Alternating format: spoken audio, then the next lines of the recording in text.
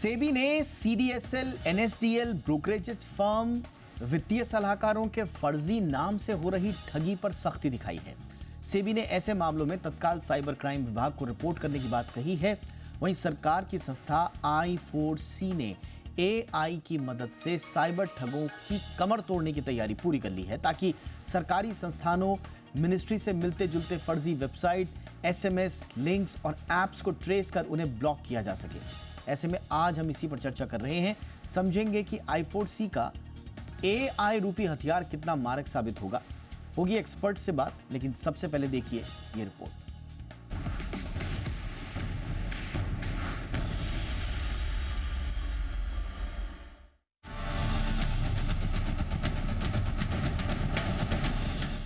Social media के बढ़ते दायरे के साथ निवेश संबंधी ठगी के मामलों में तेजी से उछाल आया है। जालसाज ब्रोकरेजेस फर्म के नाम पर, वित्तीय सलाहकार के नाम पर व्हाट्सएप और टेलीग्राम चैनलों के जरिए निवेशकों की गाढ़ी कमाई में सेंध लगा रहे हैं।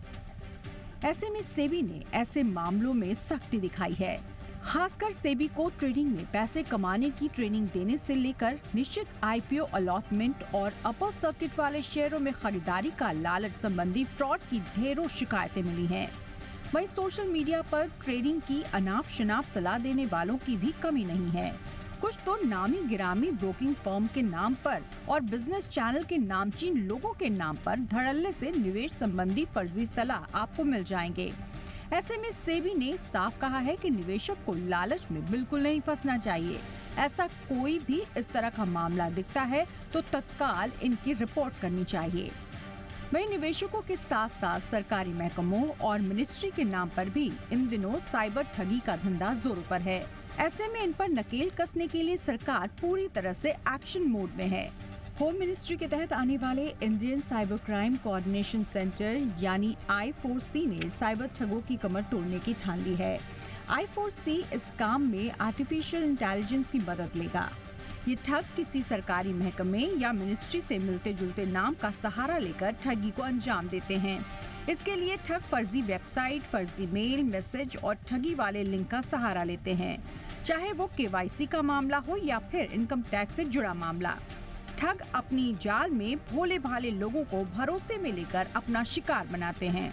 दरअसल साइबर ठगी अब एक ग्लोबल बाजार का रूप ले चुका है। एक अमेरिकी रिपोर्ट की माने तो 2025 तक साइबर ठगी का बाजार $10.5 खरब का हो जाएगा। यानी अमेरिका और चीन के बाद ये दुनिया की सबसे बड़ी इकोनॉमी का रूप ले लेगा। साइबर ठगी के इन आंकड़ों की भारतीय रुपए में इसकी गिनती करेंगे तो माथे पर बल पड़ जाएंगे, लेकिन गिनती नहीं रुकेगी। ये तो ग्लोबल आंकड़े हैं। भारत में भी साइबर ठगी के मामले लगातार बढ़ रहे हैं। साल 2022 में से लेकर जहां 9,66,000 शिकायतें रिपोर्ट हुई थी, वहीं पिछले साल ये आंकड़ा बढ़कर 15.5 लाख को पार कर गया। वहीं इस साल जनवरी से अप्रैल के बीच यानी पहले महज 4 महीने में ही ये संख्या 7,40,000 के आंकड़े को पार कर चुकी है। वहीं इन 4 महीने के दौरान जालसाजों ने करीब 1750 करोड़ रुपए से अधिक की ठगी को अंजाम दिया। फिलहाल तो Indian cyber crime coordination centre यानी I4C पूरी तरह से एक्शन मोड में है।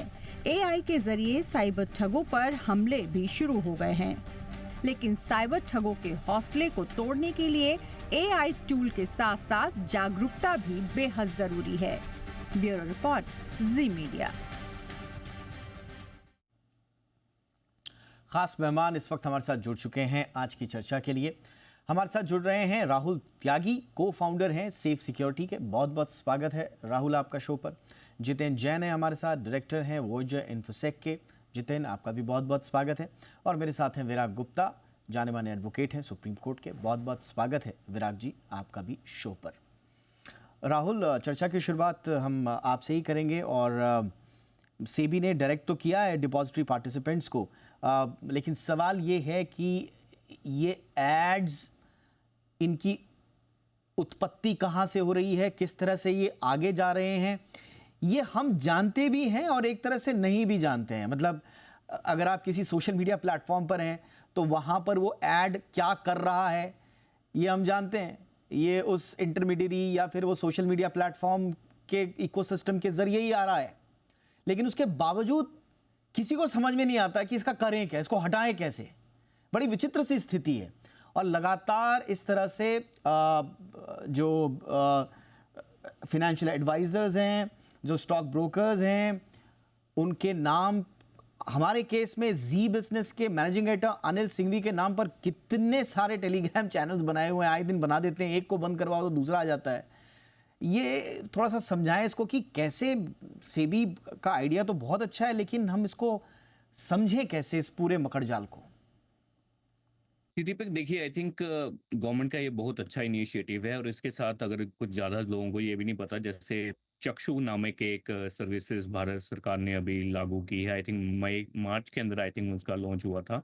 नाउ अगर आप इस पूरे इकोसिस्टम को देखें, देखिए इंस्टाग्राम ये कोई नई बात नहीं है। इंस्टाग्राम के ऊपर आपको बहुत सारी ऐसी प्रमोशनल एक्टिविटीज़ मिल जाएँगी, एक एडवर्टाइज़मेंट मिल जाएँगी जिसके अंदर आपको बार-बार व्हाट्सएप के स्क्रीनशॉट दिखाए जाएँगे कि कुछ लोग एक स्टॉक्स के अंदर आपको रिकमेंडेशंस दे रहे हैं और बार-बार प्रॉफिट गेन कर रहे हैं। अब क्योंकि एक यूज़र जो एक हाउसवाइफ है या जो हाउस मेकर है वो बैठी हुई है घर पे, वो बार-बार एक या कोई यंगस्टर है जिसको इन स्टॉक्स के अंदर पैसा कमाने की इच्छुकता है और वो चाहता है कि मैं कुछ लगा के कमाऊँ। बार-बार एक ही एडवर्टाइज़मेंट जैसे वो स्क्रॉल करता है, हर एक 5 मिनट में वो एडवर्टाइज़मेंट उसको दिखाई जाती है कि इस ग्रुप को जॉइन किया जाए, इस ग्रुप को फ्री में जॉइन करो, फ्री में जॉइन करो। और जैसे ही वो ग्रुप के अंदर जॉइन करता है, तो उसके बाद उसको और भी झांसे दिए जाते हैं कि हमारी ये एप्लीकेशन डाउनलोड कीजिए और इसके थ्रू इन्वेस्ट कीजिए। अब वो जो एप्लीकेशन होती है, वो या तो मोबाइल एप्लीकेशन हो सकती है या वेबसाइट हो सकती है। जैसे जनवरी के अंदर एक बॉम्बे में एक यूज़ केस हुआ था जो कि एक बहुत बड़ा एक स्कैम था, जहाँ पे एक लेडी ने एक ट्रेडिंग ऐप प्लेटफ़ॉर्म के ऊपर, जो कि एक फेक ट्रेडिंग प्लेटफ़ॉर्म था, उसके ऊपर 4 करोड़ रुपए इन्वेस्ट कर दिए। और बाद में जब उनको पता लगा कि वो उससे विथड्रॉ नहीं कर पा रही अपने प्रॉफ़िट, जो कि नकली प्रॉफ़िट उनको दिखाया जा रहा था वहाँ पे। बाद में उन्होंने बीकेसी के जो पुलिस स्टेशन था उसमें कंप्लेन किया और बाद में टोटल 15 अकाउंट गवर्नमेंट ने फ्रीज़ किए, जिससे उनका at least I think 3.8 crore rupees जो थे वो वापस लाया जा सका। सो आई थिंक यूजर्स के लिए गवर्नमेंट जो मर्जी करती रहे, बहुत चीजें वो कर भी रही है, लेकिन जिस तरीके का स्केल है, आप जितने ज्यादा लोगों तक ये जागरूकता फैला पाओगे तभी आप इसको आप कंटेन कर पाएंगे। और जो ग्रीड है, बिना घर में बैठे हुए एक आसान तरीके से पैसा कमाने का जो तरीका है, वो मोस्ट ऑफ द टाइम लोगों को ले डूबता है और इसी के कारण ही ये जो क्रिमिनल्स हैं उसका ज्यादा फायदा उठाते हैं। बट जितिन, मेरी सबसे बड़ी चिंता इस तरह के एड्स की मौजूदगी को लेकर है। एड्स आएगा, हम उनको रिपोर्ट करेंगे। अभी सेबी ने भी कहा है जितने भी यू नो जितने भी स्टेक होल्डर्स हैं इससे जुड़े हुए, उनको सबको कहा है कि भैया आप जो जो डिपॉजिटरी पार्टिसिपेंट्स हैं, आप इनके अगेंस्ट एक्शन लीजिए, इनको रिपोर्ट कीजिए, साइबर क्राइम पोर्टल पर रिपोर्ट कीजिए। अब वो रिपोर्ट करेंगे, उनके खिलाफ एक्शन होगा और they will be taken down, right, बाद में, लेकिन फिर नए उग जाएंगे।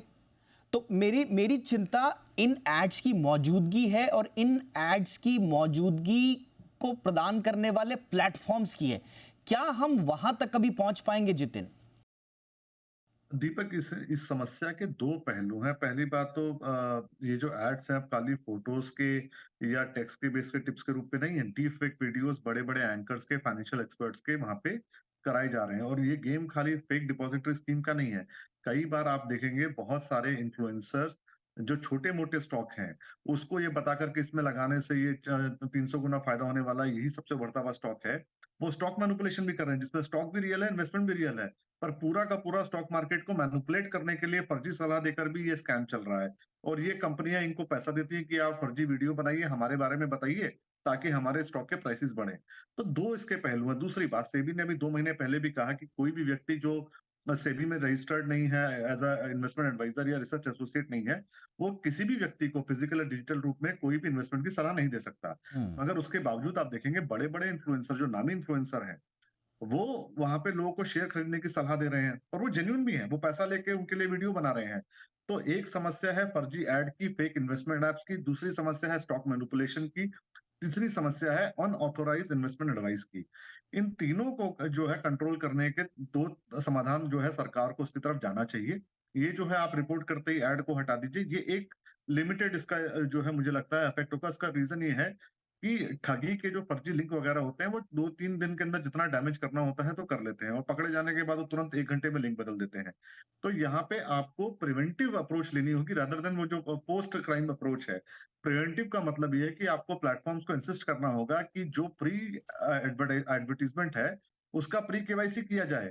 एडवर्टाइजर कौन है, वो किस बारे में ऐड देना चाह रहे हो, उस ऐड को अप्रूव किया जाए। अभी ऐसा कुछ भी नहीं है, बस आप अपना क्रेडिट कार्ड स्वाइप कीजिए, आप बंदूक से लेके ड्रग्स से लेके किसी का भी ऐड चला दीजिए। उनकी पॉलिसी में लिखा है कि वो बंदूक और ड्रग्स के ऐड नहीं होंगे, पर फिर भी हमने देखा 2 साल पहले खालिस्तान के वेपन्स के ऐड धड़ल्ले से चल रहे थे। तो जो कंपनियों को अभी ये जो पॉलिसी कि जो भी व्यक्ति हमें पैसा दे दे, कुछ भी ऐड दिखा दे, हम सब उसको एक्सेप्ट कर लेंगे। कंपनियों के ऊपर भी हमको लगाम कसनी होगी। उनकी जिम्मेदारी है कि उनके प्लेटफॉर्म पे जिस तरह के ऐड दिखाए जा रहे हैं, उसके लिए जिम्मेदार कौन है? अगर आज सीएनबीसी के ऊपर मान लीजिए कोई फेक ट्रेडिंग ऐप अपना एडवर्टाइजमेंट देती है, तो उसमें सीएनबीसी चैनल की भी पूरी जिम्मेदारी है, जी बिजनेस चैनल की भी पूरी जिम्मेदारी है। तो वैसे ही जब जब मेनस्ट्रीम इलेक्ट्रॉनिक मीडिया की जो एडवर्टाइजमेंट वो कैरी करते हैं उसकी जिम्मेदारी है, तो डिजिटल प्लेटफॉर्म्स की भी जिम्मेदारी होनी चाहिए, पहली बात। दूसरी बात, एक यहाँ पे जो नया मायाजाल फंस रहा है, ये जितने भी फेक ट्रेडिंग प्लेटफॉर्म्स है, फेक इन्वेस्टमेंट प्लेटफॉर्म्स है, फेक क्रिप्टो इन्वेस्टमेंट प्लेटफॉर्म्स है, आजकल एक नया तमाशा चालू कर रहे हैं। ये लोगों के अकाउंट किराए पे ले रहे हैं, किसी रिक्शे वाले के, गरीब व्यक्ति के, या लोगों के अकाउंट चुरा रहे हैं और उसमें पैसा इन्वेस्टमेंट के नाम पे डलवाया जाता है। तो म्यूल जब आप अकाउंट्स। पैसा विड्रॉ करते हैं, तो किसी और थर्ड फोर्थ पार्टी अकाउंट जो इन्वेस्ट करना चाह रहा है उसका पैसा आपको दिलवा दिया जाता है। इनमें से अगर एक भी व्यक्ति कंप्लेंट करता है तो 100-200 अकाउंट ब्लॉक कर दिए जाते हैं, और जो भी ज्यादातर विक्टिम्स के होते हैं। तो अगर एब्सोल्युटली। दीपक जी आपने किसी ऐप में गलती से 2 लाख रुपए इन्वेस्ट कर दिया और विराट जी के खाते में चले गया वो पैसा, और जब आप अपना पैसा मांगेंगे तो हो सकता है मेरे खाते से आपको आए, और जब कोई व्यक्ति कंप्लेंट करेगा हम तीनों का अकाउंट ब्लॉक हो जाएंगे, जबकि हम तीनों का किसी फ्रॉड से लेना ऐसा देना नहीं, लगता हम है, तीनों विक्टिम थे। ऐसा लगता है और ये हमारे सिस्टम से ज्यादा स्मार्ट लोग हैं, और वो जानते हैं कि जो इनको पकड़ने वाला जो हमारा सिस्टम है उसकी हदें कितनी हैं, उसके हाथ कितने हैं, और वो उससे आगे का सोचते हैं, ताकि जब तक आप उन तक पहुंचे तब तक वो अपनी कमाई करके रफू चक्कर हो जाए। ये थोड़ी सी एक बेचारगी वाली स्थिति तो है, लेकिन आपने एक इंपॉर्टेंट बात उठाई। लेकिन विराट जी, दीपक जी, मुझे 30 सेकंड अगर आप दे तो आप दोबारा मौका ना दे, मैं 30 सेकंड अपनी एक बात को खत्म करना बोलिए चाहूंगा, बोलिए अगर आप अनुमति दे। बोलिए बोलिए। देखिए, ये सारी समस्या का जड़ पैसे की ठगी है, और पैसे की ठगी खाली अकाउंट में पैसा ट्रांसफर करने से नहीं होती, कहीं ना कहीं उस पैसे का विड्रॉल होता है। अभी होता क्या, रिक्शे वाले का अकाउंट 5,000 रुपए पे किराए पे ले जाता है, उसको बोलता है आप डेबिट कार्ड दे दो अपना और आप 5,000 रुपए आपको मिल जाएंगे। उस अकाउंट में 50 लाख करोड़ रुपए का फ्रॉड होता है, उसको इस्तेमाल किया जाता है, उसके डेबिट कार्ड से पैसा निकाल लिया जाता है। तो मुझे लगता है कि अब एक ऐसा समय आ गया है कि अगर 5 या 10,000 रुपए से ऊपर कोई बड़ा कैश विड्रॉल है, तो उसके लिए पहले बायोमेट्रिक केवाईसी करी जाए। Okay okay. मुझे लगता है कि अगर आप कैश के विड्रॉल को डिफिकल्ट कर देंगे, नहीं या जितिन, किस तरह का ये केवाईसी वाकई में ये बड़ी मार्के की बात आपने कही, क्योंकि ये सबसे बड़ी समस्या ये म्यूल अकाउंट्स ही हो गए हैं। ये जो फ्रॉडस्टर्स हैं, ये बेरोजगार लोग, यंगस्टर्स जिनको पता नहीं होता है ज़्यादा, या फिर कुछ ऐसे पेशे से जुड़े हुए लोग जिनको मेन स्ट्रीम जॉब्स के बारे में उतना नहीं पता, या टेक्नोलॉजी से जो वाबस्ता नहीं है, ये उन लोगों को लालच दे देते हैं, छोटे मोटे प्रलोभन दे देते हैं, और उनको फिर म्यूल अकाउंट्स की तरह इस्तेमाल करते हैं। यहाँ तक पहुँचना वाकई में सिस्टम के लिए एक टेढ़ी खीर होगी। लेकिन अगेन मैं फिर घूम फिर के आऊँगा, और विराट जी और हमारे इस बारे में कई बार बात हुई भी है, लेकिन हमारे सामने नज़ीर भी हैं विराट जी। यूके में गूगल को स्ट्रिक्टर वेरिफिकेशन रूल्स लागू करने पड़े, ख़ास तौर से फाइनेंशियल सर्विसेज एडवर्टाइजर्स के लिए, क्योंकि लगातार वहाँ पर स्कैम रिपोर्ट हो रहे थे। वहाँ की जो FCA, फाइनेंशियल कंडक्ट अथॉरिटी, उसने कहा, उसने जिम्मेदार ठहराया, और फिर गूगल को अपनी पॉलिसी बदलनी पड़ी फाइनेंशियल सर्विसेज के मामले में। टिकटॉक के साथ भी ऐसे ही हुआ कि जो इन ऐप स्कैम्स वहाँ पर हो रहे थे, उनको फिर अपना कंटेंट मॉडरेशन की पूरी पॉलिसी चेंज करनी पड़ी, यूज़र एजुकेशन को बढ़ाना पड़ा। भारत में कभी हम सोच सकते हैं सर, अनिल सिंघवी जी का एड पेड प्रमोशन के रूप में चल रहा था, उनका फेक एड जो है वो पेड प्रमोशन के साथ आ रहा था, और हमने जब प्लेटफॉर्म को बोला कि भाई साहब ये हमारे नाम का ये जो फेक प्रमोशन चल रहा है वो आपके पेड एड्स के रूप में कैसे चल सकता है, तो उन्होंने बोला कि हम साहब इसको वेरीफाई नहीं कर पा रहे हैं, and they didn't take it down. कभी उम्मीद कर सकते हैं सर हमारे साथ जैसे देश में हम इंटरमीडियरीज या सोशल मीडिया प्लेटफॉर्म्स को जिम्मेदार बता पाएंगे विराट जी? दीपक जी मेरे एक बहुत अच्छे मित्र हैं, चार्टर्ड अकाउंटेंट हैं, उनके बच्चे माइक्रोसॉफ्ट और अमेजन जैसी कंपनी में काम करते हैं और उनको देख के कोई नहीं समझ सकता कि इनको कोई बेवकूफ़ बना सकता है। और फेसबुक के माध्यम से उनको कोई लिंक मिला, इन्वेस्टमेंट की एडवाइस मिली और 2 महीने के भीतर उनके साथ 1.5-2 लाख रुपए की ठगी हो गई और उन्हें बात तक एहसास नहीं हुआ कि ठगी के शिकार हो गए। मुझको जब बताया तो मैंने उनको फिर किसी जूनियर से बोल के लीगल नोटिस भिजवाई और जिन लोगों ने ठगी किया वो आज भी ऑपरेट कर रहे हैं, उनके मोबाइल नंबर आज भी उनके चल रहे हैं और उनका डीपी स्टेटस सारी चीज़ों से उनको ट्रैक किया जा सकता है। लेकिन दुर्भाग्य से एक पढ़े लिखे व्यक्ति का दिल्ली में आप उन ठगों को पकड़ सकें ऐसा कोई सिस्टम भारत में नहीं है। हम बार बार बात करते हैं क्लाइमेट चेंज की, 50 डिग्री सेल्सियस टेम्परेचर की, पानी की कमी की, और जिन लोगों ने क्लाइमेट चेंज पैदा किया हो वही लोग एसी का और बोतलबंद पानी का व्यापार करने लगे।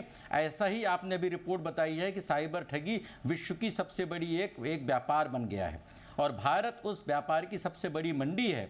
और let us come back to the basics. और बेसिक्स ये हैं कि भारत सरकार के एनसीआरबी के आंकड़ों के अनुसार 2 साल पहले साल भर में साइबर ठगी के लगभग 65,893 मामले हुए थे। सिर्फ रिजर्व बैंक के अनुसार 31 लाख मामले हुए थे और हमने अपनी किताब में बताया है कि 2 सालों के भीतर सिर्फ 3 कंपनियों के 213 करोड़ ऐसे मामले हुए जिनको साइबर अपराध की श्रेणी में रखा जा सकता है। मैं आपके इस विश्वसनीय चैनल के माध्यम से बोलना चाहता हूं कि भारत में ऐसा कोई व्यक्ति नहीं होगा जो स्मार्टफोन का इस्तेमाल करता है और साइबर अपराधों का शिकार नहीं हुआ हो। लेकिन आप दिल्ली में बोल दें कि भाई 50 अगर किसी को गर्मी लग रही है तो इस ऐप में कंप्लेंट करें और 50 डिग्री के टेम्परेचर से सब लोग पीड़ित हैं, कंप्लेंट करके होगा क्या? आज सेबी से लेके सारे पूरे भारत में एक साइबर ठगी का अराजकता का वातावरण है। और उसके बाद हम बेसिक्स में 3 बातें। नंबर 1 कि कानून और व्यवस्था राज्यों का विषय है और साइबर अपराध के बारे में राज्यों के साथ कोई परामर्श नहीं हो रहा है, राज्यों के पुलिस के पास कोई अधिकार नहीं है। नंबर 1। नंबर 2, 12 साल पहले दिल्ली हाई कोर्ट ने जो आदेश दिया था इन कंपनियों के ग्रीवांस रिड्रेसल का गोविंदाचार्य मामले पर, इन कंपनियों के ऊपर कोई सख्ती नहीं हो रही। दूसरी बात। तीसरी बात कि केंद्र सरकार ने डेटा प्रोटेक्शन कानून लागू कर दिया लेकिन रूल्स नहीं बनाए, डिजिटल इंडिया एक्ट बनाया नहीं है, टेलीकॉम एक्ट भी सही तरीके से नहीं किया। और अभी 3 दिन पहले बड़ी ज़बरदस्त खबर आई कि व्हाट्सएप की पूरी चैट का डेटा इस्तेमाल हो रहा है। चुनावों में डीप फेक और आर्टिफिशियल इंटेलिजेंस का खुलकर इस्तेमाल हुआ और अभी आपकी रिपोर्ट बता रही है कि साइबर अपराधों से निपटने के लिए एआई का इस्तेमाल होगा और सरकार दूसरी तरफ बोल रही है कि हम एआई के नियमन के लिए कानून ला रहे हैं। तो हम जब तक कानून लाने की बात करते हैं, जब तक हम शादी के रजिस्ट्रेशन की बात करते हैं, जब तक 3 पीढ़ी के बच्चे पैदा हो जाते हैं जिस शादी के रजिस्ट्रेशन की कोई वैल्यू नहीं है। तो हमें लगता है कि ये साइबर अपराध एक एजेंसी से दूसरी agency, telecom ministry, IT ministry, reserve bank, home ministry और फॉरेन मिनिस्ट्री, इन सारी चीज़ों के उसमें एक आम जनता उस पूरे अभिशप्त है और लोगों को समझ में नहीं आ रहा है कि क्या इंटरनेट और मोबाइल का इस्तेमाल बंद कर दें या साइबर अपराधों को अपनी नियति मान लें। और जी बिजनेस और आप जैसे कुछ एंकर्स हैं जो इस विषय पे गंभीर चर्चा करते हैं, लेकिन मुझे लग रहा है कि अभी तक कहीं पर भी समाधान, हम उस कैंसर को फुंसी समझ करके और एक ऑइंटमेंट से उसका इलाज करने की कोशिश कर रहे हैं, जबकि उसके लिए एक बहुत ही गंभीर किस्म की चर्चा, नियमन और एक्शन की ज़रूरत है। विराग जी, आपने जो बोला, मुझे, मैं नाम तो नहीं लूँगा लेकिन मुझे एक अस्पताल याद आ गया। वो अस्पताल जब खोला गया तो तमाम बड़े बड़े नेताओं ने उसका श्रेय लिया कि देखो साहब, हम ये अस्पताल ले आए आपके यहाँ, ये अस्पताल ले आए। आसपास के लोगों को भी कहा गया बहुत बड़ा अस्पताल है, मेडिकल हॉस्पिटल, मेडिकल कॉलेज है रादर, तो बड़ा ढिंडोरा पीटा गया। अब उस मेडिकल कॉलेज में कालांतर में हुआ ये कि जो भी केसेस वहाँ आते थे, वहाँ भर्ती करने के बजाय वो लोग उसको नीचे रेफ़र कर देते थे दूसरे बड़े अस्पताल में। तो कालांतर में वो एक रेफरल अस्पताल के रूप में जाने जाना लगा, जो आज भी दुर्भाग्यवश जाना जाता है। ये जितने प्लेटफॉर्म्स हैं जो आप बता रहे हैं कि सरकार ने एक नंबर जारी किया है, चक्षु ऐप का जिक्र किया यहाँ पर, ये सारे के सारे रेफरल अस्पताल ही हैं। इनके पास आपको न्याय नहीं मिलेगा, आप बस इन पर रिपोर्ट करते रहिए। मैं आ रहा हूँ जितने आपके पास भी, त्यागी जी के पास भी आएंगे, विराग जी के पास भी आएंगे। एक छोटे से ब्रेक के लिए मैं रुक रहा हूँ, फटाफट लौटते हैं। समाधान कहाँ मिलेगा? रजिस्टर करने वाले पोर्टल्स तो बहुत हैं, शिकायत रजिस्टर करते रहे क्या? समाधान और न्याय कैसे मिलेगा, इस पर बात छोटे से ब्रेक के बाद।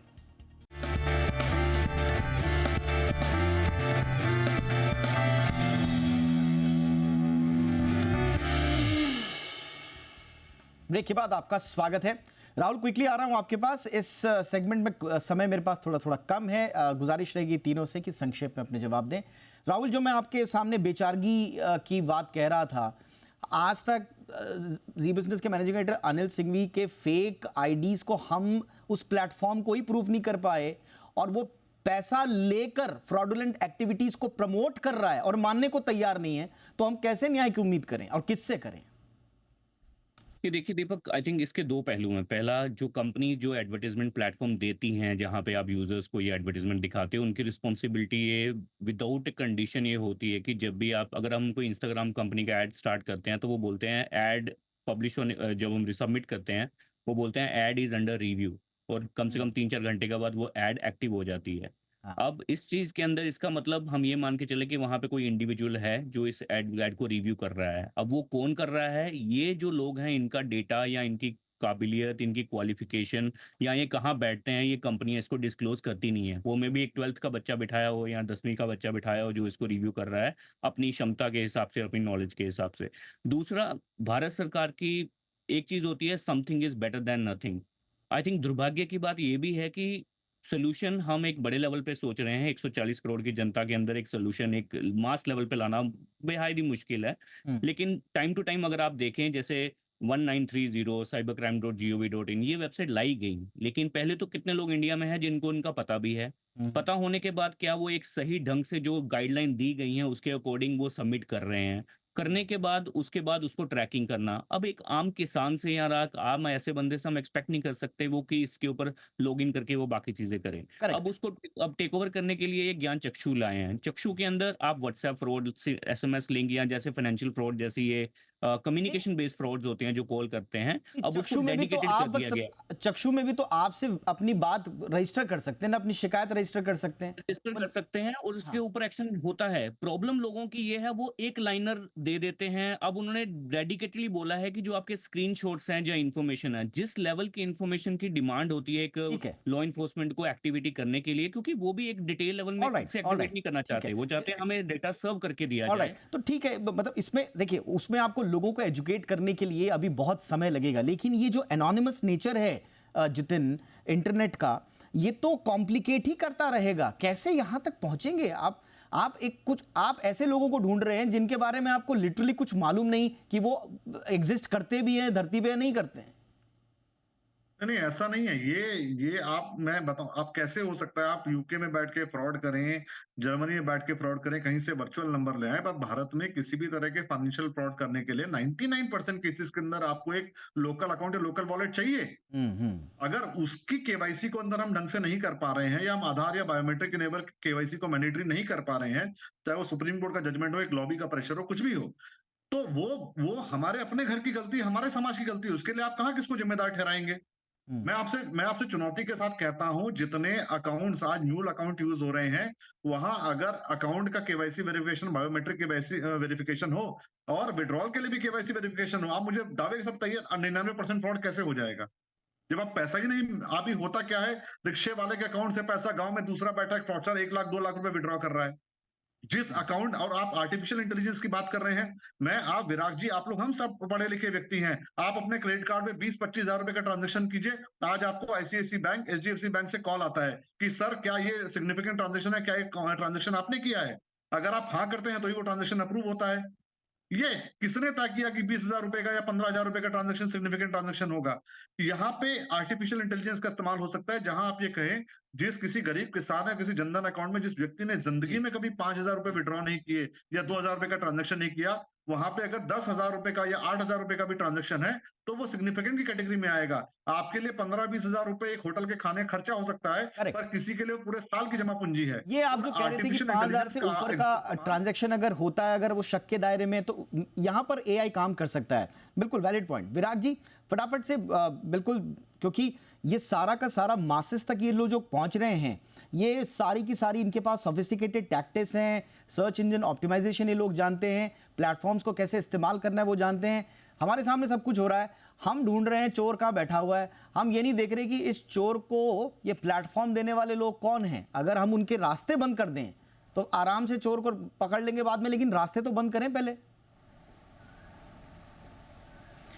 दीपक जी, अभी मेरे मित्र जो बोल रहे थे चक्षु, उसके अलावा बहुत सारे दूसरे भी हैं, प्रतिबिंब है, संचार साथी है, अभी सरकार ने एक OTP रिलेटेड अभी कोई एडवाइजरी जारी की है, उसके अलावा टेली मार्केटिंग के लिए उन्होंने बोला है कि 180 140 सीरीज़।